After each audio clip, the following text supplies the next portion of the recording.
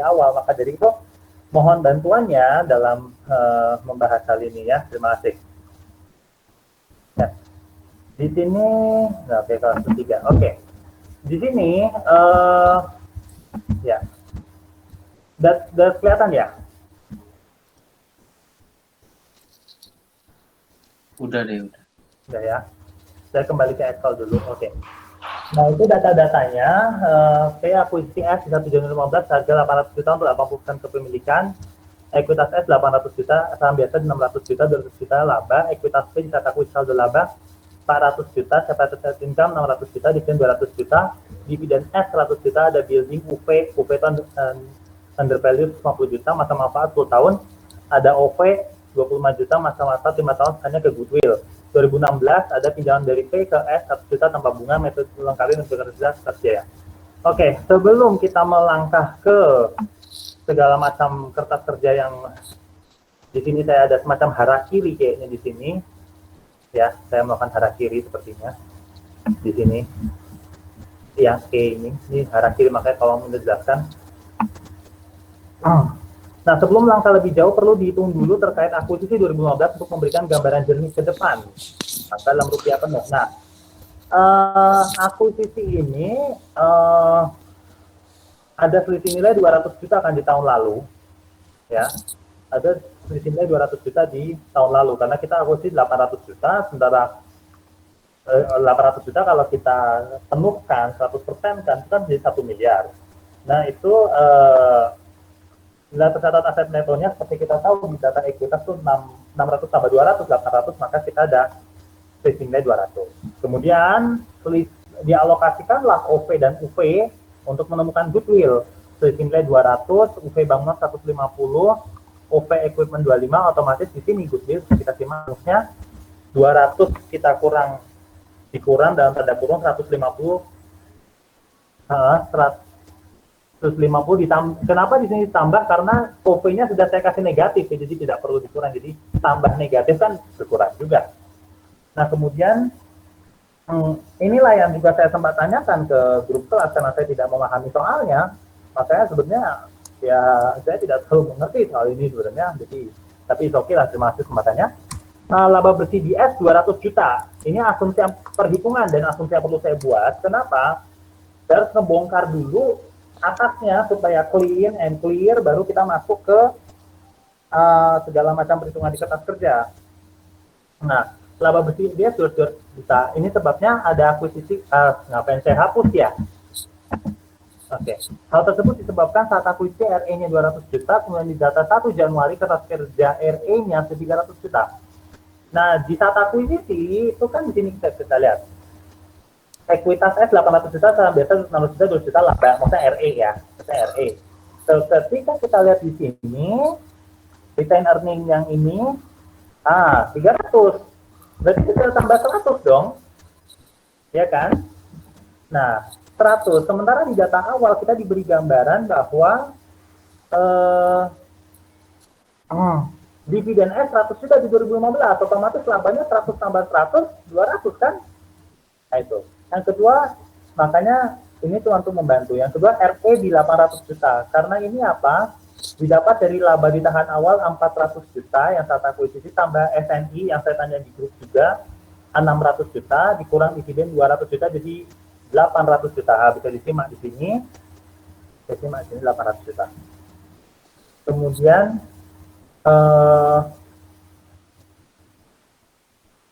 Kemudian NCI beginning 218. Kenapa kita ambil 218? Karena 200 juta NCI awal, kemudian ditambah bagian laba 20% dari 200 juta, dikurang amortisasi UV bangunan, ditambah amortisasi UV gedung, dikurangi data dividen 218. Nah, terus ada penyesuaian nilai investasi 72 juta. Didapatkan dari selisih laba dikurang dividen, terus disesuaikan dengan adanya harusnya ini DPEX ya, depreciation expense, karena seperti kita sepakati di awal tidak boleh masuk OPEX ya, karena DPEX-nya ada gitu loh. Jadi maka demikian nanti di kertas kerja juga akan menyesuaikan. Nah, ini kan 72 juta kita dapat di sini, 80% dikali 200 juta laba di asumsi 1, terus 80% dikali 150 juta per 10 ditambah, ini saya masih manual ya, ini manual, tidak saya masih manual karena namanya juga salah gitu ya. Makanya saya minta bantuan teman-teman semua, dikurang 80% kali 100 juta, nah dapat 22 juta. Dengan investasi meningkat maka diperlukan penghitungan ulang leg goodwill dan NCI. Nah teman-teman, saya tidak akan menyatakan jawaban saya benar, Pak Amin dan teman-teman semua, karena saya tidak mengerti. Jadi, langsung aja. Dari tadi juga teman-teman nggak ada yang bilang jawaban dia itu benar atau salah kok. Udah langsung aja.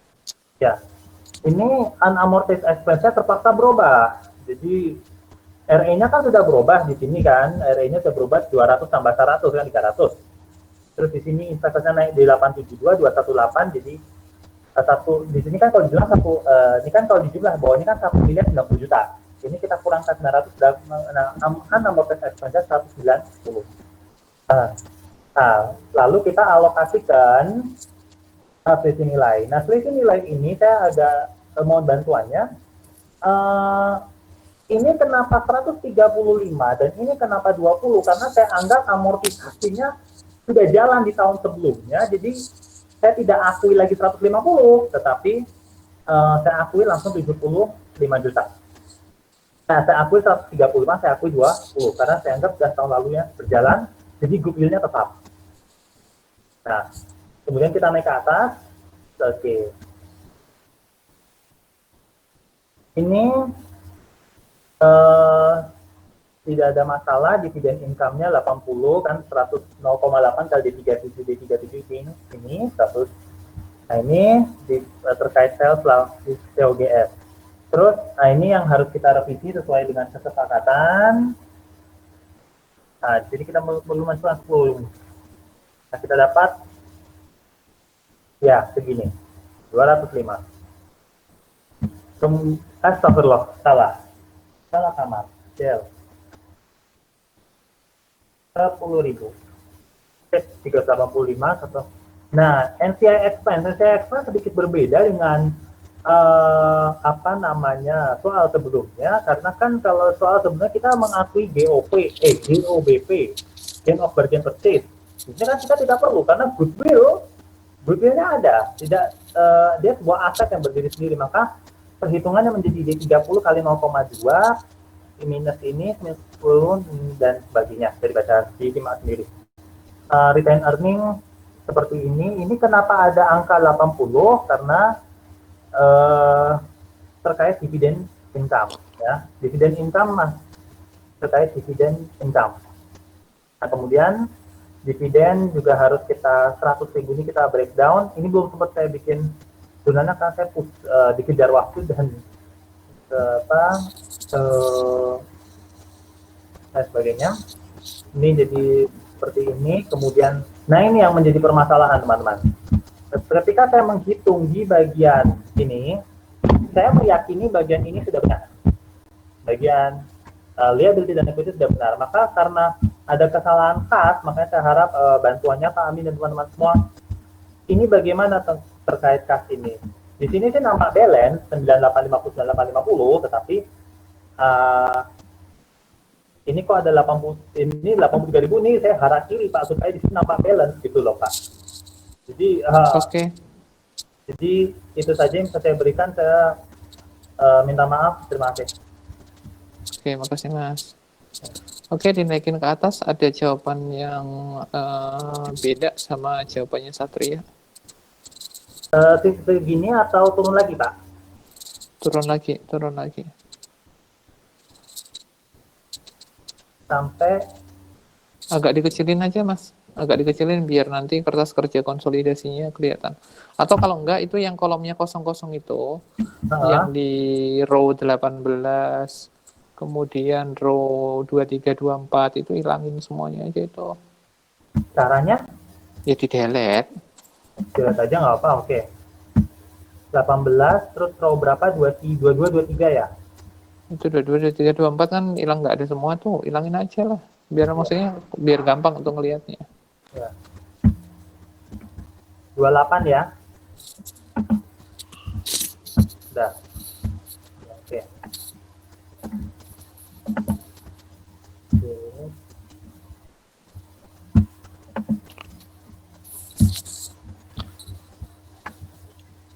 Tadi yang kamu hapus terakhir ada angkanya deh. Astagfirullah. Oke, siap. 3, ya.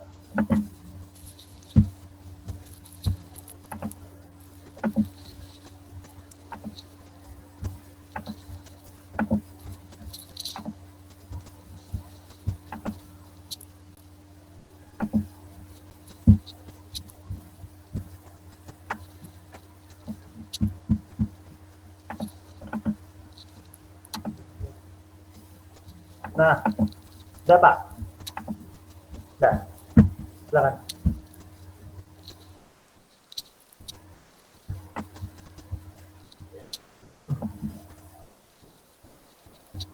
Alhamdulillah. Kenyang saya. Oh, silakan, ada yang lain? Agak turunin lagi, agak diturunin lagi. Itu nggak usah, judulnya nggak perlu itu diturun ke bawah lagi. Up, udah itu aja.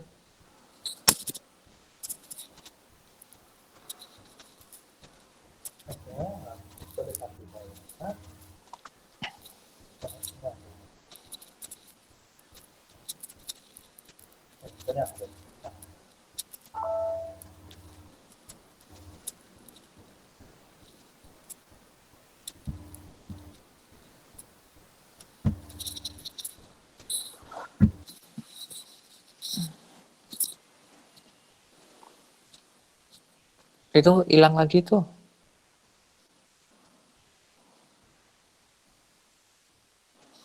Yuk, silakan.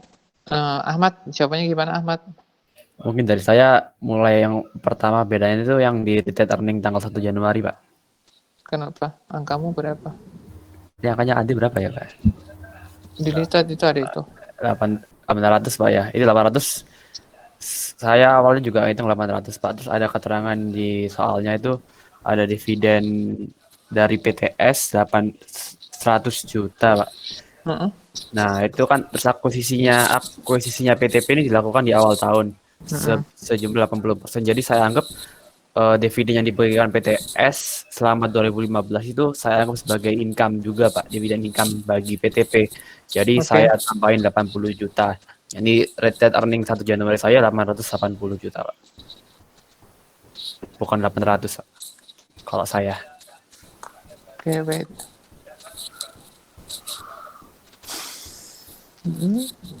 Oke. Jangan diganti dulu. Iya. Kan belum tentu. Ini biarin dulu aja gitu. Jadi itu Ahmad satu. Return earning-nya beda. Return earning-nya bukan 80 tapi 880. Oke, terus lanjut. Apalagi Ahmad yang beda.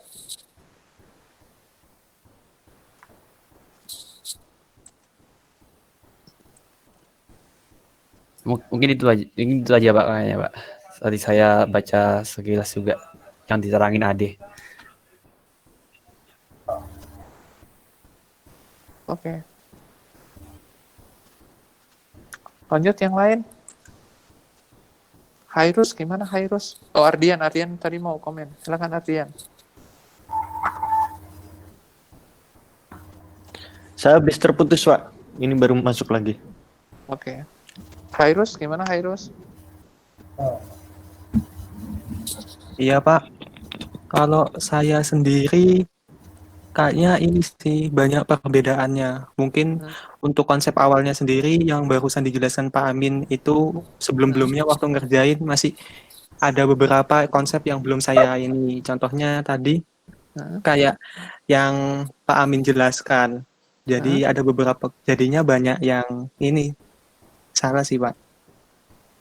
Contohnya kayak yang ini return earning 800 sama 80. Di punya saya sendiri di sini return earning untuk 1 Januari ini 500 sama 232.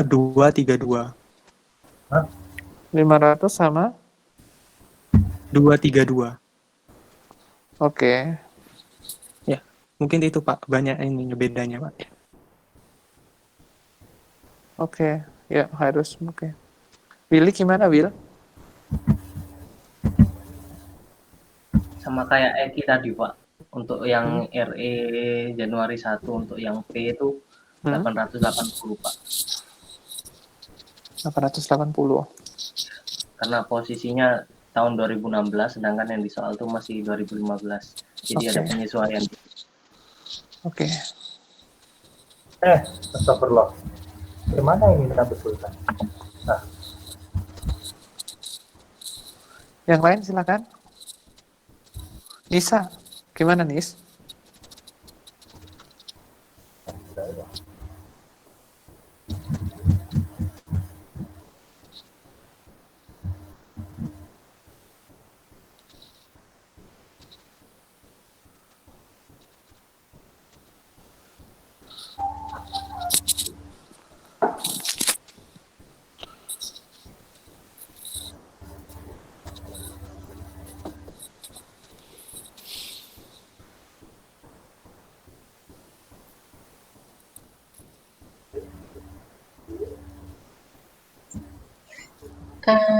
Saya belum bisa ngasih komentar, Pak. Nggak ngerti.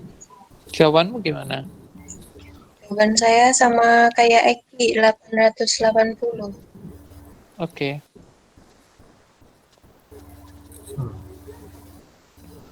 Balkis?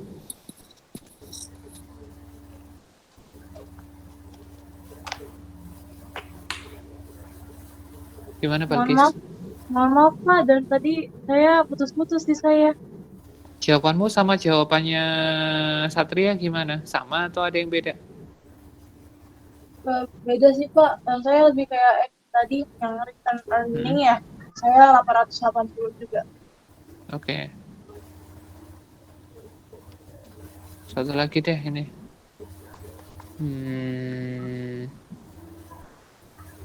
Mutia. Gimana Mutia? Hmm. Hmm.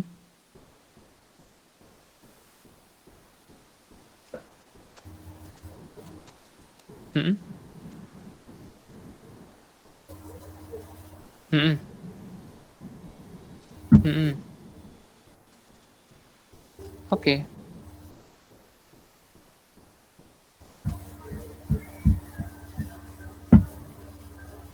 Oke.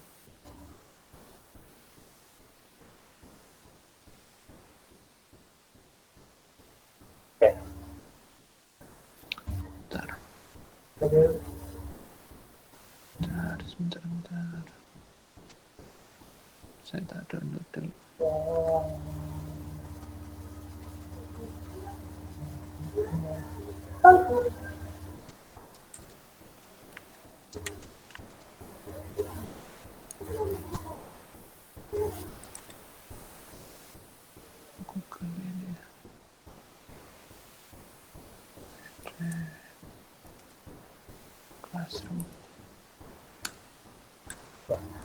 Yang jelas yang pertama, angka saldo awal untuk di return earning-nya tentu berbeda.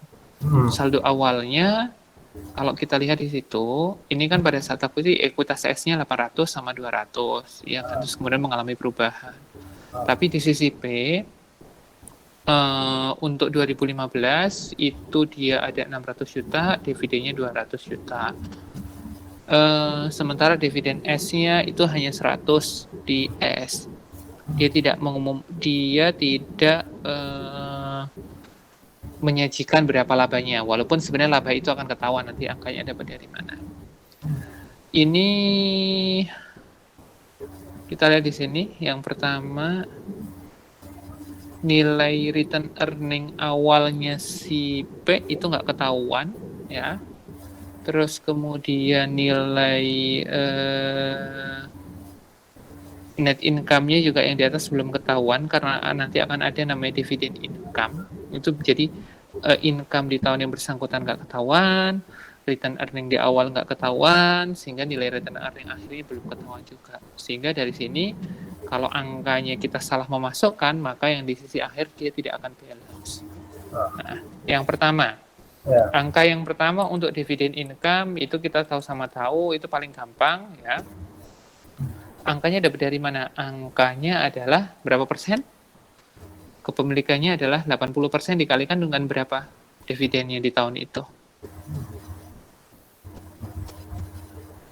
Ketahuan nggak dividen di tahun itu ada berapa? Ketahuan. Dari mana saat? Itu kan di data soalnya kan ada dividen di tahun itu mohon maaf memang tidak ada tandanya. Masing-masing untuk P kan dividennya 200, S 100 kan. Terus, jadi yang dipakai yang mana? Yang dipakai untuk mengeliminasi segala macam kan yang S punya. Sebentar, ini kita belum ngomong eliminasi dulu saat. Kita ngomongnya adalah kita ngisi dulu angkanya. Kamu tidak akan pernah bisa mengeliminasi kalau angkanya tidak kamu isi dulu.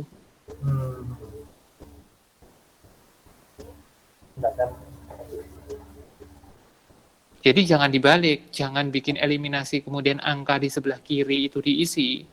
Kalau kayak gitu ngeliminasinya salah ya otomatis angkanya akan salah. Oke. Di sebelah kanan, di sebelah kiri itu akan ketemu angkanya sebesar berapa? 80. 80% dari 80 juta dapatnya dari mana? Ya 80% kepemilikan. Kalian lihat dividen income itu kan sesuai dengan percentage dividen yang dibayarkan atau kemudian yang diumumkan oleh S. Dividen yang diumumkan oleh S atau dibayarkan oleh S itu ketahuan 100 juta. Maka otomatis dividen income atau jatah kita karena kepemilikannya adalah full, bukan interim acquisition, maka kepemilikan atau kemudian hak kita adalah sebesar 100 juta dikalikan 80%, ketemu nilai angkanya adalah 80 juta. Nah, dari situ ketahuan ditambahin ke bawah, ketemu net income kita dapatnya berapa. Ya, jadi yang pertama adalah 80-nya ketemu dulu. Ya, di situ kemudian ditambah segala macam sehingga net income-nya ketemu sekian. Net income-nya ketemu berapa di situ? Iya, 1.500.000. Oke.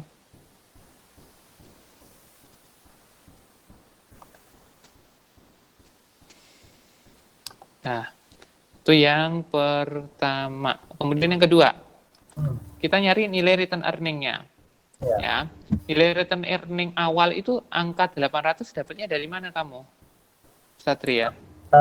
Saat itu saya menghitungnya 400 juta ditambah SNI, SNI 600 dikurang dividen 200. Oke, ketemu 800. Betul. Tapi ingat, itu separate net income. Artinya itu kan hanya net income dari si P yang tidak terpengaruh oleh S. Padahal tadi udah dibilang sama Ahmad. Harusnya nilai net income di P itu juga termasuk di dalamnya adalah dividen income yang berasal dari S. Oke, berarti totalnya harusnya berapa? Saldo awal di tahun 2015 adalah 400, net income-nya itu bukan hanya 600 juta, tapi 680 juta, ditambahin ya, ketemu 1.080 juta, dikurangi 200 juta, sehingga nilai dari return earning ending-nya itu di akhir 2015 adalah 880. Nilai ending dari return earning di tahun 2015 itu akan menjadi beginning di tahun 2016.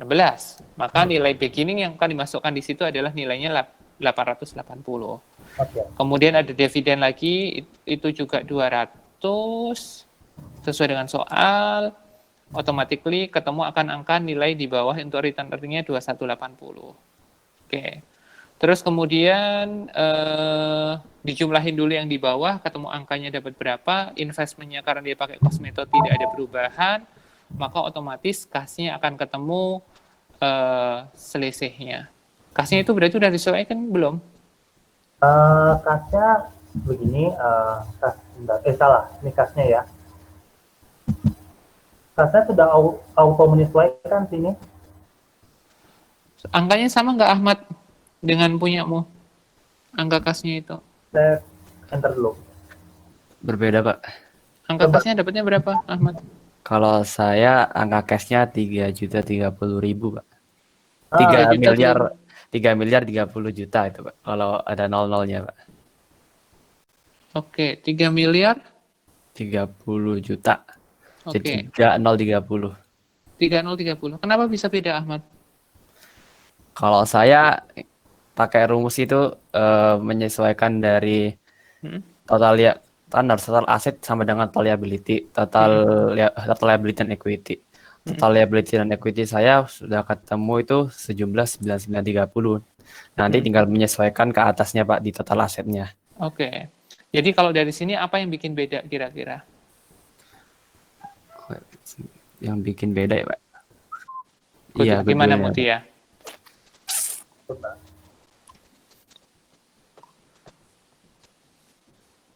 Oke, benar. Jadi goodwill nggak boleh dimasukin ke situ. Kan namanya jurnal eliminasi kemarin. Makanya saya ingatkan, ingat, jurnal eliminasi hanya untuk nyusun apa, Mutia? Laporan keuangan konsolidasi. Artinya, apakah akan muncul di laporan keuangannya si P dan S secara terpisah?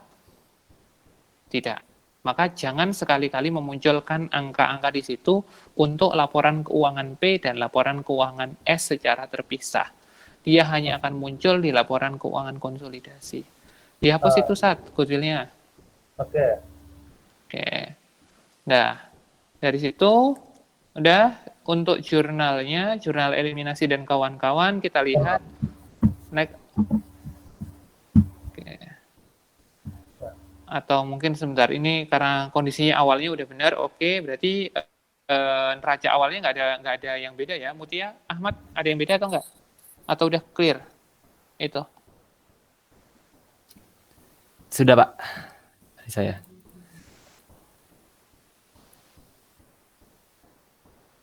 Oke.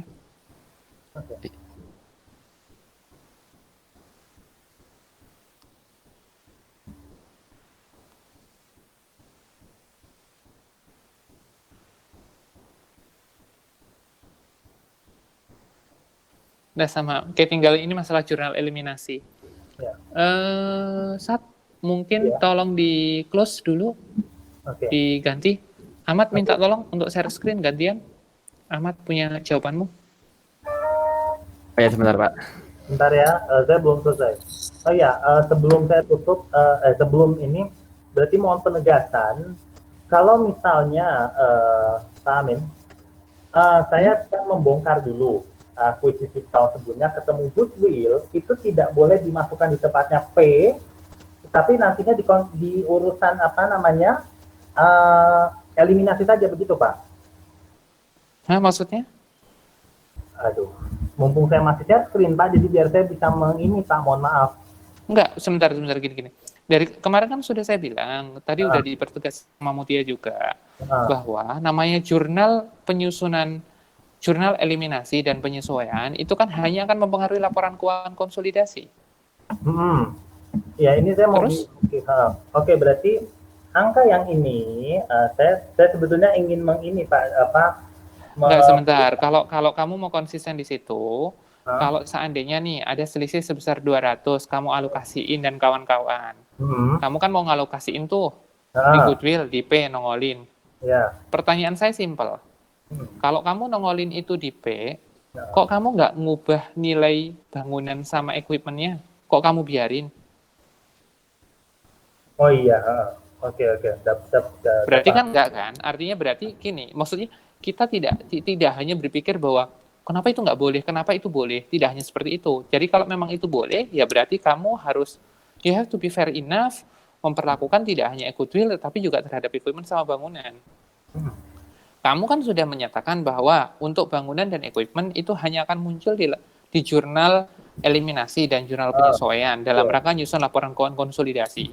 Nah, kenapa kamu goodwill-nya nggak kamu perlakukan yang sama?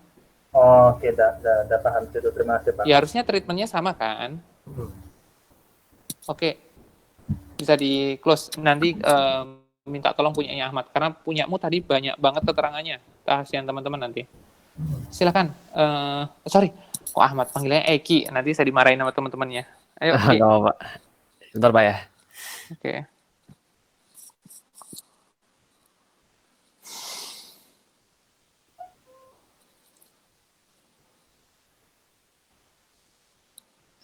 Sudah kelihatan belum Pak? Oke. Dari mana Pak? Saya ini. Dia Jurnal eliminasinya toh aja. Karena yang iya. angka-angka di sebelah kanannya kan udah benar tuh. Eliminasi. Oke. Nah, Kita pertama gini. Gimana Pak? Udah, nanti saya ini aja. Jurnal eliminasi ya, yang pertama adalah kalau kita lihat dari jurnal yang contoh yang sebelumnya itu kan kita nutup nih common stock. Ingat saldonya selalu saya komen adalah saldo di awal tahun, ya kan? Common stocknya nilainya berapa? 600. Kemudian nilai return earning-nya itu juga atau sebentar. Atau saya ngambil dari punyamu aja deh Ahmad. Daripada ini karena nggak akan kelihatan kalau saya ngasih tanda sebentar. Wait. Dari yang saya kumpulin Pak. Iyalah. Kalau dari saya kumpulin itu sebenarnya ada beberapa yang salah Pak. Jadi saya baru sepanjang perjalanan tadi Pak, saya agak berubah-ubah Oh, sedikit baru gitu, Pak. dikoreksi. Iya. Yang Oke, saya kalau sudah kumpulin itu ada yang salah-salah gitu Pak. Oke, kalau kayak gitu sebentar. Ya udah dari tempatmu aja deh ini. Oke, itu 600 sambil dikasih tunjuk kayak misalkan 600 itu di 600 itu adalah saldo awal. Nah, kasih kuning-kuning kayak gitu aja Ahmad. Jadi ini ya, sorry. Ya, sesekali kamu jadi asisten saya lah ya. Siap Pak. Terus kemudian return earning-nya 300. Itu adalah return earning di awal karena nilai awalnya tadi memang 200, tetapi kan ingat itu di tahun 2015. Sekarang sudah masuk ke tahun 2016. Nah, unamortized excess namanya kan yang belum diamortisasi. Berarti kalau yang sudah diamortisasi di tahun kemarin, yang 15-10 itu masih boleh kita masukkan nggak, Ahmad? Nggak boleh Pak. Ya nggak boleh, namanya aja unamortized excess value, berarti yang belum diamortisasi. Kita cek lagi, yang ke atas angkanya dapatnya dari mana aja 190 itu. Ingat, stop. Goodwill itu kan tidak diamortisasi, berarti nilainya akan tetap sama sebesar 75. Equipment itu diamortisasi, yang belum diamortisasi tinggal berapa tahun? Kalau yang building tinggal 9 tahun yang belum. Oke, Kalau kalau yang equipment 4 tahun, ya Pak. Berarti ya lu kaliin aja sama dengan 150 dikalikan 9/10, yang satunya adalah 25 dikali dengan bukan dibagi itu, angkanya ada Dibagi, jelek. Pak. Oh Ya iya. lu ada baginya tadi. Nah, ini Pak. Nah, itu kayak gitu. Jadi itu baru kemudian di total itu goodwill-nya kan tetap sama nggak ada amortisasi kan, ketemu situ, maka angkanya adalah sebesar 190. Ingat, balik lagi, kan dari awal akunnya aja namanya unamortized excess value, berarti yang belum diamortisasi. Kalau sudah diamortisasi, ya jangan diakui, gitu. Totalnya adalah 1.090.000. Ingat, pembagiannya kita ada dua. Yang pertama adalah kepemilikan mayoritas 80%, NCI-nya adalah 20%. Ya udah kaliin aja itu ketemu. Udah kayak gitu ya. Nah, tapi gini, saya lanjut dulu. Ini sama dengan apa yang sudah kita kerjakan dulu sebelumnya. Nah, kemudian untuk ada, walaupun NCI-nya sama Ahmad ditaruh di atas ya, nggak apa-apa. Yeah. NCI-nya itu berasal dari mana? Share of net income itu adalah labanya 80.000 ya. Itu berasal dari 20% dikalikan dengan 400 juta. Kemudian amortisasinya ya tinggal diamortisasi aja 20%, satunya dikalikan 15 juta, ketemu 3 juta, yang equipment itu kan 20% dikalikan dengan 25 juta dibagi 5, ketemu angkanya adalah minus 1 juta, sehingga total 78. Setelah di total semua jadinya 78. Ketemu berarti NCI expense 78, kita tutup ke dividen sebesar 20.000 dan NCI endingnya 58. Dividen income kita tutup juga. Tadi dividen income-nya ketemu ya 80 juta, maka automatically pada dividen sebesar dividen S, ingat. Itu adalah sebesar dividen strip S gitu biasanya. Nah, kayak gitu. Itu sebesar 80 juta. Ya, tadi yang di atas juga sama sebenarnya, ketika NCI expand dividennya ya harus dividen S. Biar jelas, biar clear. Nah, kayak gitu. Kemudian yang di bawah kita tutup equipment sama building untuk amortisasi tahun tersebut ke depreciation expenses. Nah, sudah, kemudian ada reciprocal account ya, ada utang piutang, maka account payable pada account receivable. Account payable-nya itu ada account payable-nya strip punyanya S, account receivable-nya adalah strip punyanya P kan? Iya nggak? Sesuai dengan yang ada di soal. Dah. Oke. Nah, sebenarnya saya boleh bilang gini, kalau urutannya kayak gini, sebenarnya hasilnya sama Ahmad, cuman menjadi aneh.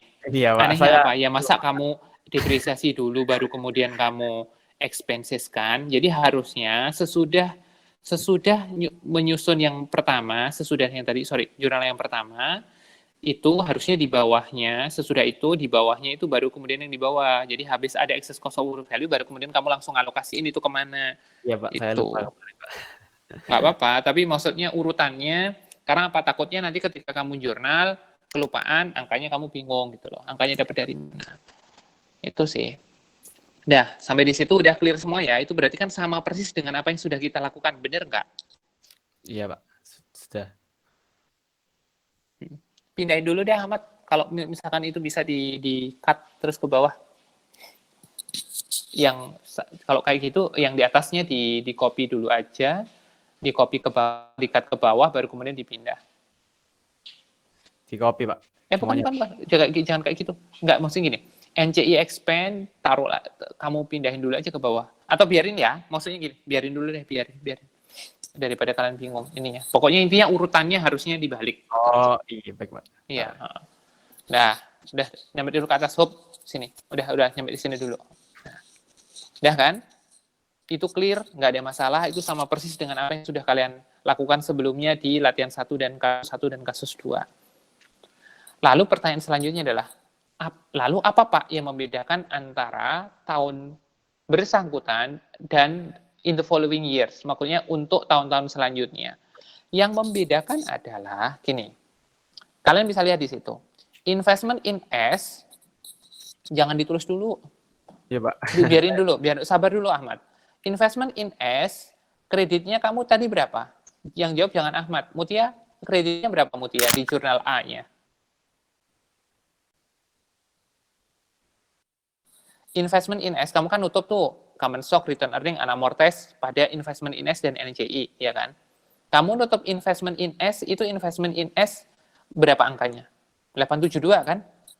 872. 872 itu menunjukkan seolah-olah ya, itu adalah nilai investment kapan, Mutia?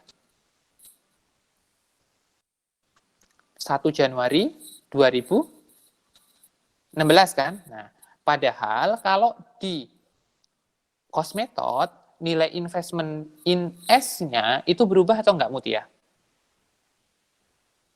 Kok berubah? Cost method loh. Cost enggak berubah kan? Nilainya kan selalu sama 800 kan? Iya kan? Karena mengasumsikan bahwa nilai return earning-nya itu berasal dari pada saat akuisisi yaitu 200, unamortized excess value-nya juga selalu 200 kan pada saat akuisisi. Bener nggak?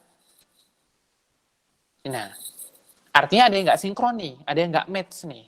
Nah, untuk kemudian menjembatani itu, maka sebelum menghapus common stock dan return earning pada investment in S dan NCI, kita memunculkan dulu investment in S pada RE, pada return earning. Tujuannya apa? Tujuannya untuk menjembatani. Karena jurnal yang kedua, ya, Ahmad, jangan diketik dulu kalau belum saya suruh ngetik. Nanti temenmu bingung. Udah biarin dulu kayak gitu. Oh ya Pak, siap Pak. Udah. Kan gini, kamu blok dulu yang common stock sampai dengan NCI yang di bawahnya itu. Nah, hope itu jangan, nggak usah dikasih warna, di blok itu aja. Siap. Nah, gini, di situ common stock sama return earning dan amortized excess value itu kan menunjukkan kondisi terkini, iya nggak, Mas, Mbak? Iya Pak. Willy gimana, Will? Iya Pak. Iya kan? Nah, kalau kondisinya terkini, berarti seolah-olah ya ini perusahaan menggunakan metodenya cost atau equity.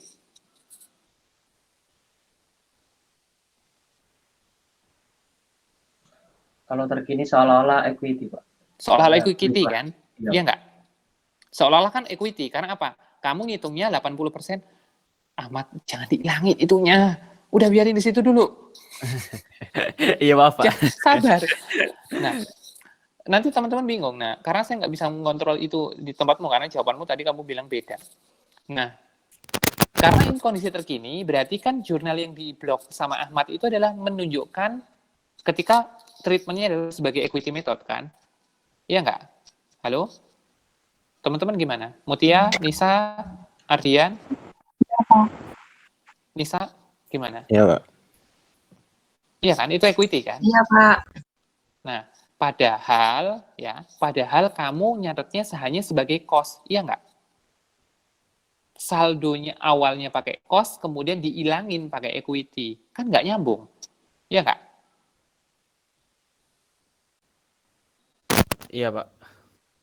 Nah, Iya, Pak. untuk menjembatani ketidaknyambungan ini, maka di awal itu kita perlu menyesuaikan nilai investment kita dari awalnya metodenya cost menjadi metodenya equity. Maka sehingga muncul jurnal eliminasi. Yang pertama kali harus dilakukan adalah investment in S pada return earning. Ayo silakan Ahmad ditulis, diketik. Nah, baru kayak gitu.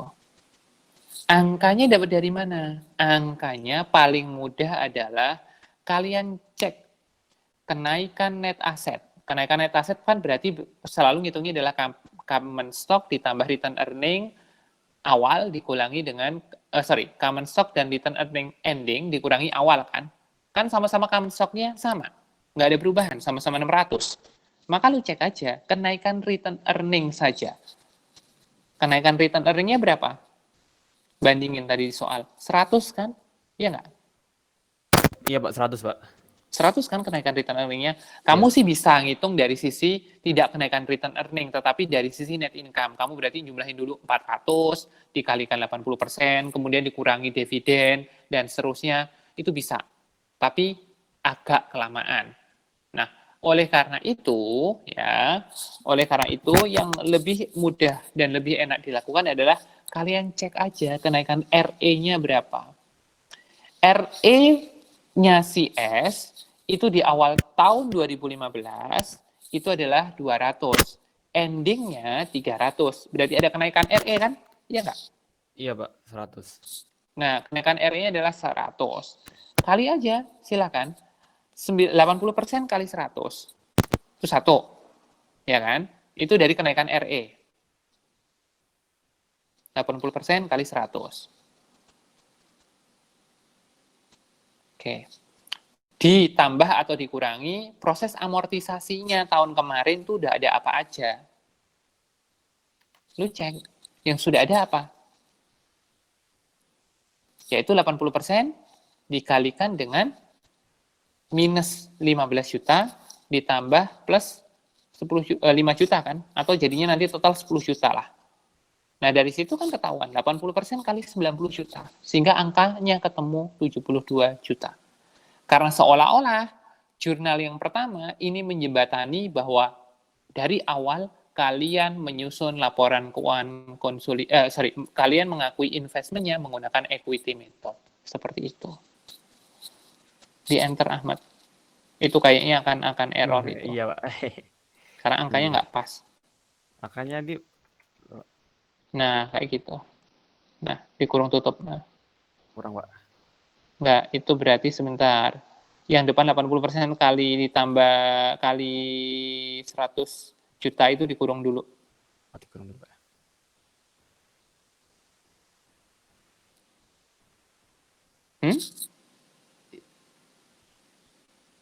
Ini tadi berapa ya? Itu 5, Oh, 5 ya, Pak ya? bukan 10 itu. Oh, bukan 10. Oh, ya, Pak. Kalau di total kan jadinya 10 nanti. 5 juta, Ahmad, bukan 500.000. Oh, ini ya, Pak, 0 ya, Pak. Angkanya kurang itu. Iya, Udah kan? Udah, ketemu angkanya di situ. Udah, selesai. Kayak gitu aja. Nah, udah. Kalau sudah ya, ketemu angkanya di situ. Kalau kemudian ada pertanyaan, Pak, kalau seandainya nih, ini bukan di tahun kedua, tapi tahun ketiga, cara jurnal yang bikinnya gimana? Yang bawah-bawah itu sama. Nanti kan yang bawah itu ada common stock-nya tetap, return earning-nya kan berubah tuh di tahun ketiga, di tahun 2017. Unamortized excess cost, unamortized excess value-nya juga berubah. Nanti tinggal nentuin aja yang belum diamortisasi berapa, udah ketemu angkanya, selesai. Tapi yang pertama yang investment in S, cara ngitungnya gimana? Yang return earning atau pada return earning. Caranya adalah tetap sama. Cek kenaikan return earning-nya ada berapa di situ. Intinya adalah ketika di situ 100 juta itu adalah kenaikan RE-nya ya. Jadi kalau seandainya itu hanya setahun ya ketemunya 100. Kalau misalkan itu tahun ketiga, tahun keempat, tahun kelima, ya kamu tinggal nanti nyesuaiin aja. Kenaikan return earning-nya jadi berapa? Apakah 500, 600, 700, 800, 1 miliar, dan seterusnya. Oke. Tetapi yang harus hati-hati adalah yang di belakang. 8 ditambahkan 80% minus itu kan baru setahun doang tuh, 15 juta sama 5 jutanya. Enggak. Halo? Iya, Pak. Nanti kalau di tahun tahun ketiga ya kaliin berarti 2 kali. Karena yang sudah jalan kan berarti tahun pertama dan tahun kedua kan. Itu jadi minus 30 sama plus 10. 10. Ya. Tahun keempat ya berarti udah jalan 3 tahun. Gitu aja terusnya. Gitu loh. Jadi ketika disesuaikan di situ ya di poin pertama, kasih warna merah deh Ahmad yang investment in S pada return earning-nya itu. Nah, di situ kalau kamu harus menyesuaikan, sesuaikan dengan angka yang sudah terjadi. Ya, ini berasal dari kenaikan return earning dan amortisasi yang sudah dilakukan sampai dengan awal tahun. Ingat ya, itu kondisinya selalu awal tahun. Kalau kamu mau ngasih notes di bawahnya nggak apa-apa, Ahmad. Monggo kamu kasih notes. Dah, selesai. Itu materinya. Silakan kalau ada pertanyaan.